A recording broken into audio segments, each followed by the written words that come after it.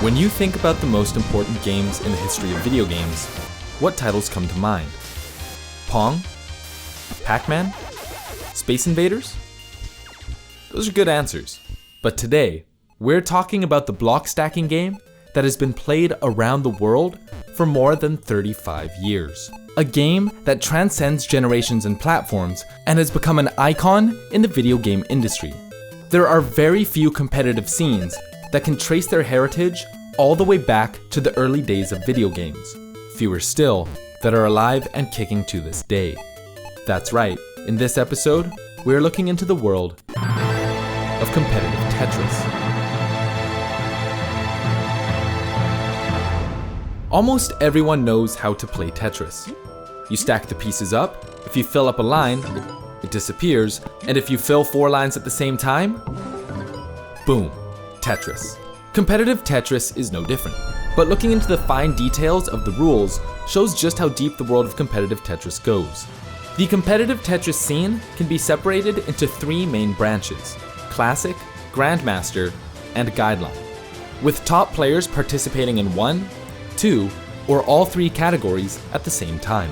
We will be touching on how these 3 communities interact with each other and speaking with members from the Guideline community about how Tetris has been growing and what direction it's heading. 3, 2, 1, Tetris! First is Classic Tetris. This version is played exclusively on the 1989 NES version of the game, which has remained unchanged for 20 years. Why NES? A lot of players will describe it as a simpler, more traditional, and perhaps pure version of the game. In NES Tetris, you have a one-piece preview, the block locks onto the stack almost immediately, and there's no hold option. This is also the game of choice for the Classic Tetris World Championship, which is the biggest annual event in the whole scene.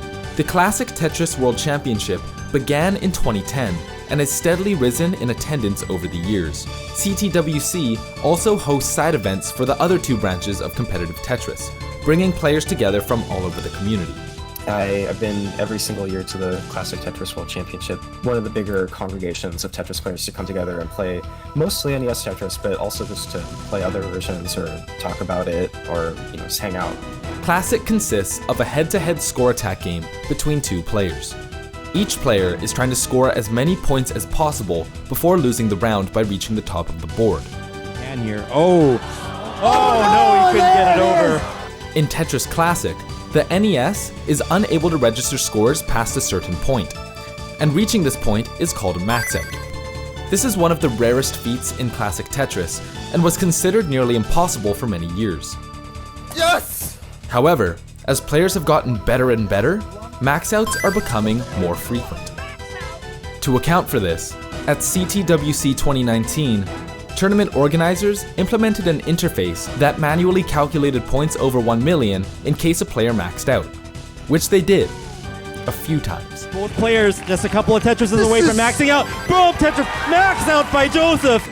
Oh, he could do it if he gets a long bar right now. He needs a long bar. There it There's is. a long bar. Oh no! Tetris for Green Team. Double max Double out. this. Ladies Wow. and gentlemen, a double max out from Green Tea and Joseph. Wow.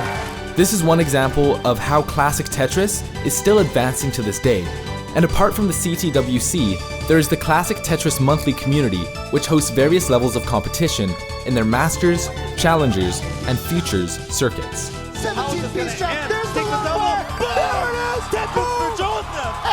And we have a new Tetris World Champion. Tetris, the Grandmaster, also known as TGM, is a series of arcade machines developed by the Japanese company Arika. The game has been played since TGM1 was released in 1998, and rapidly grew a competitive scene in the early 2000s, with TGM2 in 2000 and TGM3 in 2005. It was one of the first official games that had what we call 20G. 20G means falling the entire playfield height, all 20 cells, in 1 frame, which is the maximum gravity that the game can represent. It's a kind of challenge where you have to think more about the mobility of the pieces. It's a different kind of puzzle that you don't really experience in previous games. TGM is almost like speedrunning. It's a time attack game where players compete to get the highest score as fast as possible. TGM sets itself apart from classic Tetris and Guideline Tetris with things like its piece randomizer and the way that pieces rotate and react depending on their location on the board. That's a thing that's really surprising to a lot of people. The T will not rotate to its core, and everything will be done on some sort of artificial ground. TGM sees tournament play around the world, but its most active community is in Japan. もうさこのアリカっていう文字が中央で止まってはい、いけますいけます。これいけますよ。これでいけますよ。クリアです。終わるか。おおすばGuideline Tetris. The name for this competitive scene comes from a set of guidelines put in place by the Tetris company in 2001 in an effort to protect the Tetris license.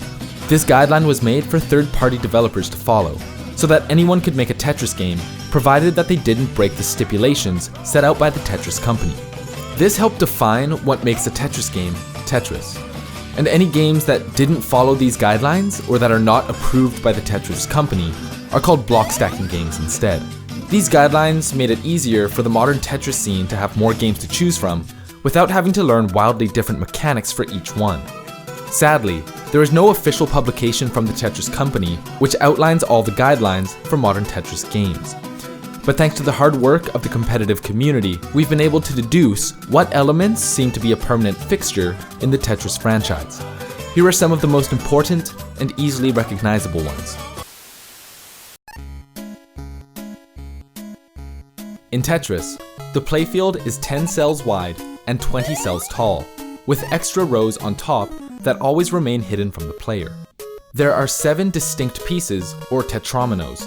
Each of these pieces has a particular color associated with them, and these colors are consistent across all Guideline Tetris titles. The game also utilizes a random piece generation method called the bag system.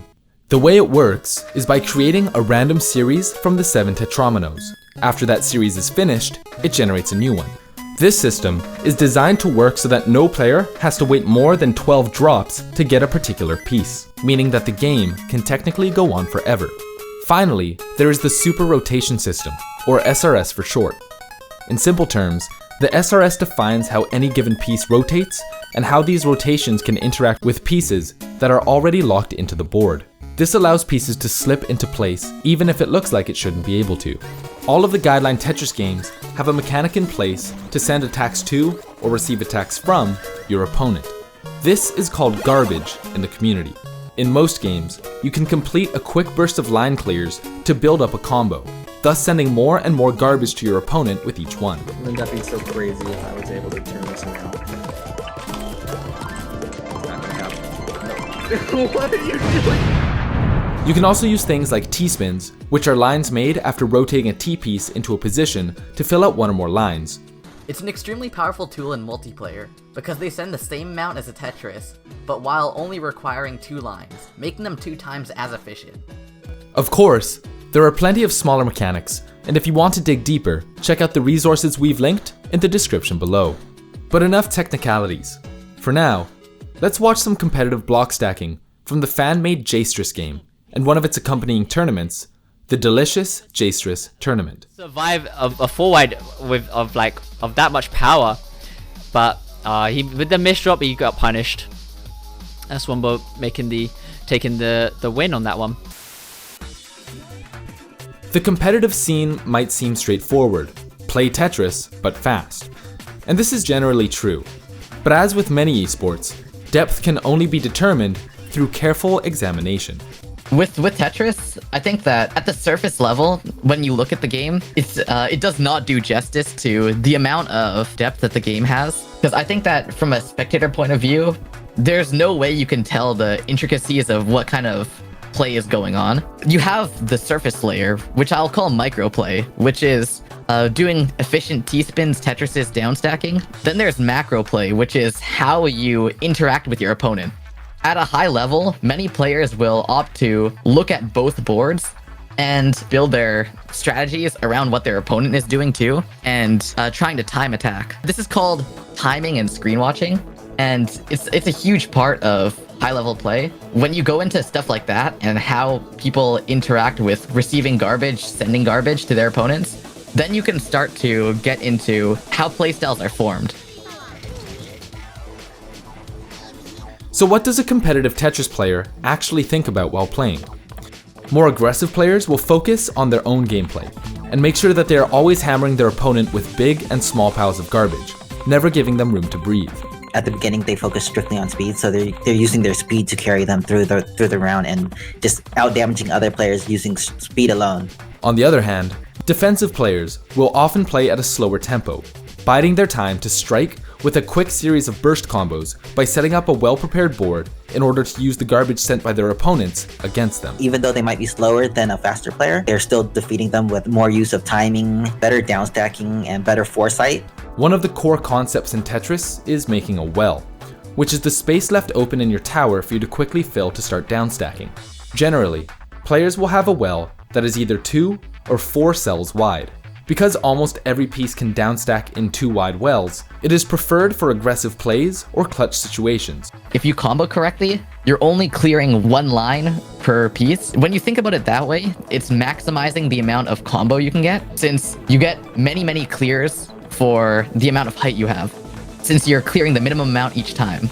And if you do that over and over again, you can be sending like 2-3 boards worth of damage.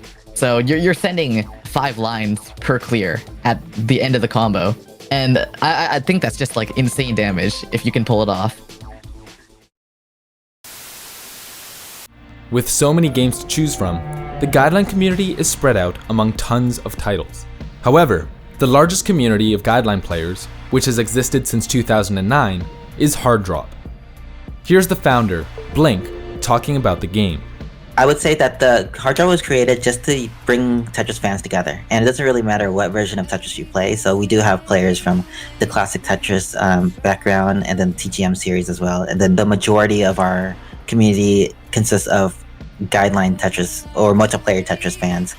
And what we do is we host tournaments regularly, we host events regularly. So not everything is hosted officially by Hard Drop, but there's players within the community who host their own events, and that we help them out by putting in some prize money for their events as well. Some of the events run by the Hard Drop community include a Tetris 99 Super Lobby, in which everyone tries to queue at the same time to hopefully face each other in a massive Tetris 99 free-for-all.